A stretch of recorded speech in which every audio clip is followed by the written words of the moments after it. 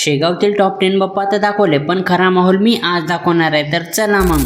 तर मंडळी, शेगावतील बाप्पाचं विसर्जन सोडावा आणि घरी मी काय करणार, मी पण आलो शेगावले, माझ्या मागे पाणी पण आलं. हमारे यहाँ ऐसा ही होता है. शेगावतील खरी मजा दाखवायच्या आधी हे बघा, शिक्षण घ्यायच्या वयात छोटू काम करत आहे. हमारे नसीब में जो लिखा होता है हमें वही मिलता है. आता आलो श्री छत्रपती शिवाजी महाराजांच्या चौकात आणि आज तुम्हाला अर्ध डोंगरगाव शेगाव मध्येच बघायला भेटणार, कारण आम्ही कोणताही सण उत्सव सोडत नसतो, कारण शेगावची मजाच वेगळी आहे.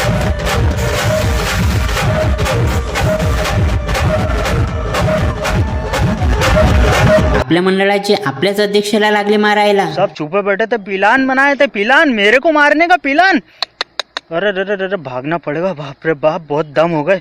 अरे रे रे आगे से घेर रहे मेरे को. हेच तर हाईट कमाशाचे फायदे. आगे देखो ना, वरना रॉकी निकल जाएगा. मैं नहीं देखेंगे. काहे नहीं देखेंगे? मेरा दूर का नजर कमजोर है. तेरा दूर का नजर कमजोर है.